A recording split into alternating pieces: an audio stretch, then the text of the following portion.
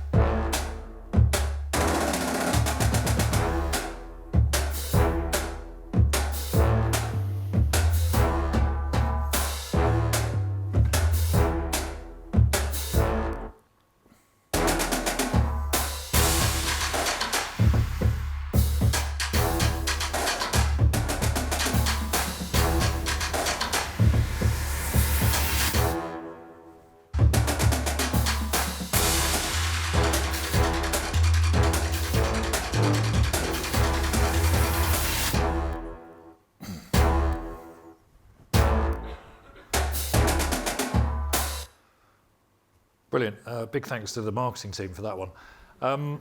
Yes, so thank you very much for coming to our session. I'm extremely excited to be here. I'm Martyn. I'm the Commercial Director for AudienceProject in the UK. And I'm really, really excited to introduce our customer, Peter from Boots, who is a kind of human effectiveness chatterbox. So I'm going to attempt to ask more than one question, because once he starts, he doesn't really stop. Peter, perhaps you could start. We couldn't decide whether to sit down or stand up. So I think should we start with standing? We'll stand, yeah. Why we run out of energy. Yeah. Peter, perhaps you could introduce yourself in more professional terms and also perhaps tell us where you are with your sort of effectiveness or measurement journey at Boots. Yeah, sure. Thanks, Martyn. I don't think I've ever been introduced as a chatterbox before, but thanks for that. At school, surely. So I'm Peter, and I work for Boots. I've been there about 6 years, and my role is head of media effectiveness. I'm not a marketing person. I'm not a media person. I'm quite new to this. I'm more of a commercial person. For my sins, I looked after Tesco, back in the day when I was at Mars, and that's my background really. So it was always interesting for me when I took on this role at Boots, because for me, with that sort of a background, when I was a kid, I used to sell stuff to other kids. I'd make hot dogs at school and sell them, and I got in trouble with headmasters and all that sort of stuff. So I've always been interested in making money. So it was curious to me when I came to Boots and entered the world of marketing that from a commercial world, that people just weren't oriented the same way. And you find yourself very quickly in conversations about what metrics matter. And he used to go, well, surely we're working for a commercial operation. The only thing that really matters is if you're making money. So the way I describe my job is to make as much money as we possibly can from the investment that our finance types are kind enough to give us to play with. Brilliant. And that's where you are. So, I mean, that's a great ambition. How do you sort of pick the KPI in terms of money, which is one, but how do you get there? I mean, what else can you look at in all of this measurement data? And there's so much of it. Or how do you even pick which data to work with in the noise that's there? I think it's a great question, and it's been interesting listening to the conversations today and the presentations today, because you've got on the one hand, and you'll recognise this if you've seen a few of the presentations, you get the quite broad contextually sensitive conversations that say, well, hang on a minute, the world isn't that different, and there is all this stuff, but there's also this stuff still. And one of my favourite quotes is that traditions are experiments that have worked, and I love that, because there's something in the longevity of what we all do that we should hold on to. So you've got that as a way of orientating yourself and keeping you focused on those things that matter most. But again, I would come back to we're all part of commercial enterprises. So I always sort of conceptualize the world in hierarchies. and you go, what are the most important things? So as the relationships that you have, it'll be your partner or your children or something like that, and then there are subordinate relationships to all of those. And it's the same for me in the way in which I imagine my role and picking through all the different metrics that are now available to us because of all the data sources. I go, well, we're here to make money. So that's the primary metric. We always have to be oriented towards that. The rest of it are subordinate to that in some ways. And then your task and our task is to say which of those most closely relate to the primary objective of delivering money. And that's where it can get tricky, particularly in a world where you're effectively being told that all of the metrics and data that are available to you, there is equity in that. There are nuggets of gold in that, and your job is to mine that for that value. And that creates an enterprise in and of itself. And that I think can at times be distracting. Mm-hmm. So the presentation about creativity a moment ago and the one about attention 2 or 3 ago, you go, well, yeah, of course creativity matters, and we all know that, and attention matters, and we all know that as well. But then you run into the problem of how do you measure that, and how do you measure that in a consistent way? I said to Martyn earlier, if he was to weigh himself on his scales 10 times in a minute, and he got a different result every time, he'd go, well, these scales are shit. I'm not going to use them anymore. I can eat quite a lot in a minute, though. Yeah. Or they might be wrong. And I think in some sense, that's where we are with some of these things. We haven't yet settled on really consistent metrics that are telling us the same thing with the same conditions every time. And that's where we need to get to. And then once you've done that, you then run into the problem of going, well, what does that mean? The 10 0.5 second views equal a 5-second view. And I don't think we know that either. So I'm talking a lot, but what that actually means is that you give these other metrics the amount of attention that they deserve, and no more until they've settled and until they've matured. So what's your favourite metric out of all that? Return on investment. So we've used market mix modelling at Boots for 15 years or so, long before I was there, and it was like that, and then it lost its luster a little bit as the digital world emerged, and now all the privacy walls have gone up and all the rest of it. It's back in vogue now. Everybody's talking about market mix modelling. So all our CFO is bothered about is whether we're making money from the money that he's got at the bank. That's all he's bothered about. He doesn't care about anything else. He just says, Peter, how much have we made from that campaign? And if I say, £2, £3, £4, £5, he goes, great, fantastic. And then it's up to us as a media team to go, well, where did that work? And when we go down to channel level and all of that good stuff, and we play around with the market mix, and we have headroom in certain channels, and all of that really good stuff.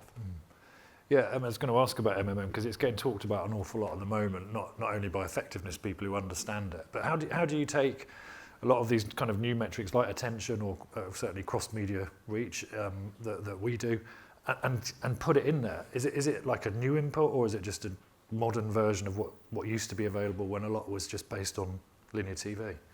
I've not seen anybody who's actually been able to fold it into models seamlessly yet, because first of all you need a lot of data, and a lot of this stuff is new, so where do you get it from? And then you need to make sure that it doesn't take over your model, so all your modelling is attention, or all your modelling is creativity, or whatever it might be. So what we've done at the moment, we work with Lumen, we work with AudienceProject, we work with System 1 and Mesh and CreativeX and many others, and it's almost like trying to piece together a jigsaw. So the objective is to, if possible, to create almost like a grand unifying narrative from it, rather than trying to find a technical solution of knitting and tying it all together. It's about making sure that there is a coherent story, and if there is incongruences between any of those senses, if you like, I mean that's again how I imagine it. Your eyes say that, your ears say that, your touch says something else. If they're all broadly saying the same thing, then that's kind of the definition of reality. If they're saying different things and it's jarring, then you need to look closely at whether or not your bathroom scales are doing the right job, or what is it that's going wrong. Yeah, no. And I mean, I think a lot of people in here will understand a lot of that. But if you're dealing with a sort of table-thumping sales director at a company as big as Boots, who's responsible for all sales, how do you, I know you talk about an ROI number, but how do you work that internally, like upwards or across the organisations what is so complex. And you know, MMM's long range, isn't it? It's like every year you can find something new. Yeah. How can you change stuff tomorrow? Because I bet the table thumping guy wants more now. Yeah, we do have a table thumping commercial director. He's ex-Tesco. He heralds from Essex, and he tells stories of the Cray twins. So you can imagine he knows how to thump a table.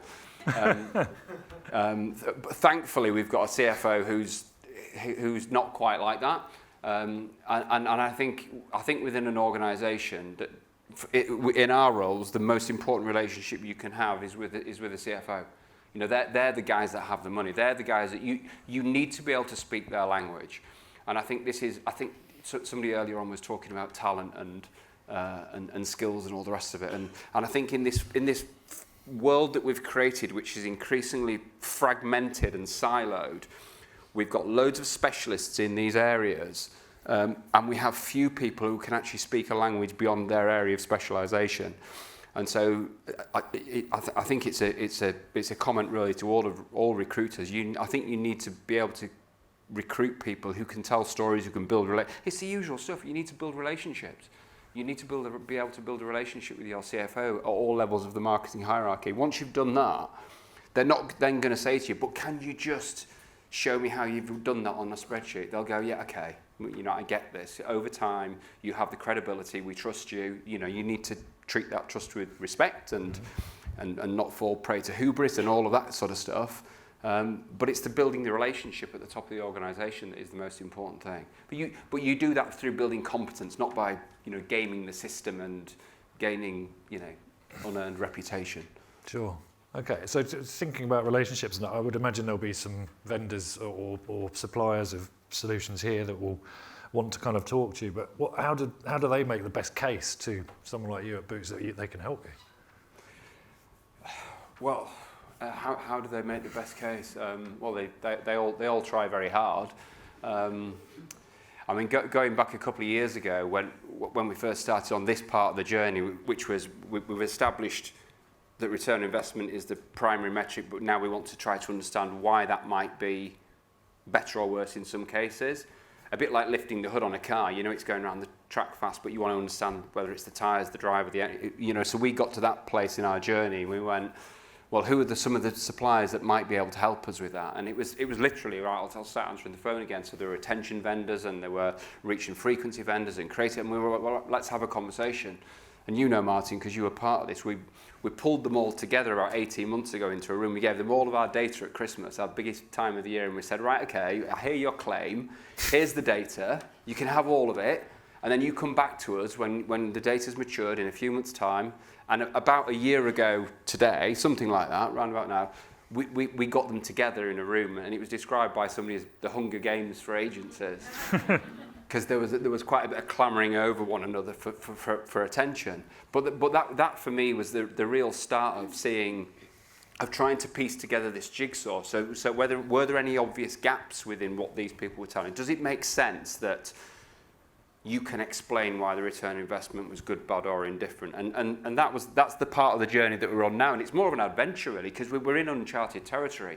Because a lot of this stuff, as we said, it isn't mature. So we just wading our way through the fog and taking careful steps and testing and learning and all of that and triangulating and making sure we're clear on our anchor points and all of those kind of things.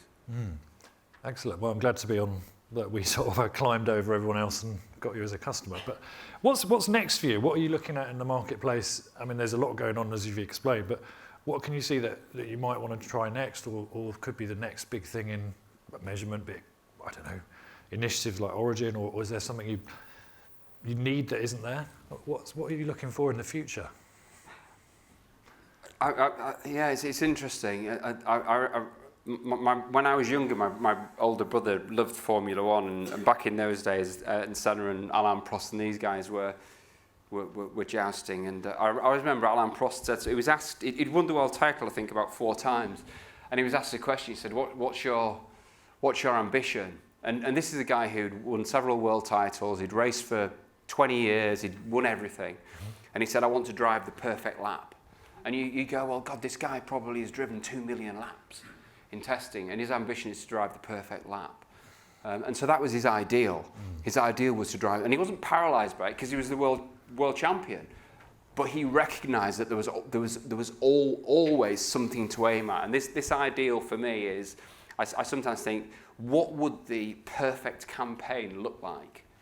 You know, perfectly planned, perfectly executed, and then perfectly evaluated. What would that actually look like? So that for me is almost like the ideal that I'm aiming at. How we do that?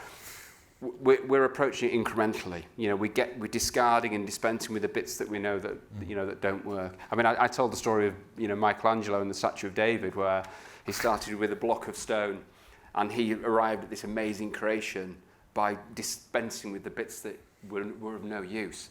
And that's very much the role that I see us being able to do.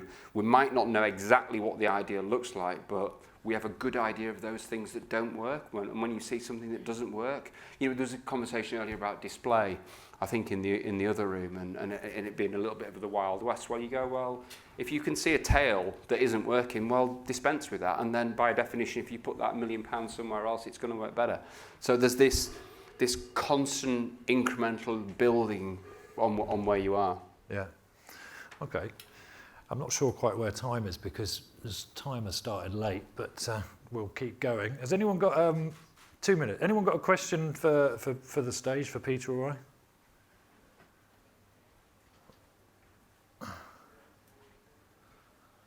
Thank you.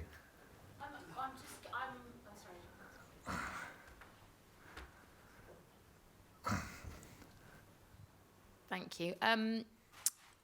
Yeah, I really like the way you were talking about this idea of bringing in these different kind of measurement feeds and then seeing how they harmonise with each other and where they don't. I just wondered, what does that mean in reality? Like, how does that come together? Is it through a dashboard, or is it quarterly meetings, or what does it look like when you do that? So our econometrics cadence is 3 times a year. So we get that, and that's our primary measure of success. And we carve the year up into 4-month chunks, so we then get the previous 4 months played back to us, so we get all of that. And at the same time, we're using people like Martyn and Lumen and others to provide their own take on the campaign. And in 2 weeks' time, Martyn and others will convene in Boots, and they will share with us over the course of 15 minutes their learnings from that campaign. And as a part of that, they're talking to one another. So Martyn is speaking with Lumen, and Lumen is speaking to System 1. And so we're building this almost like a brains trust.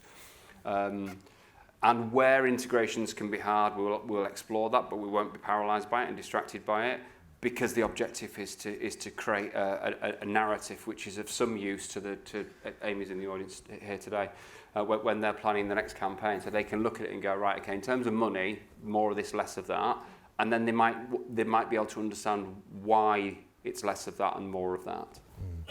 Does that make sense?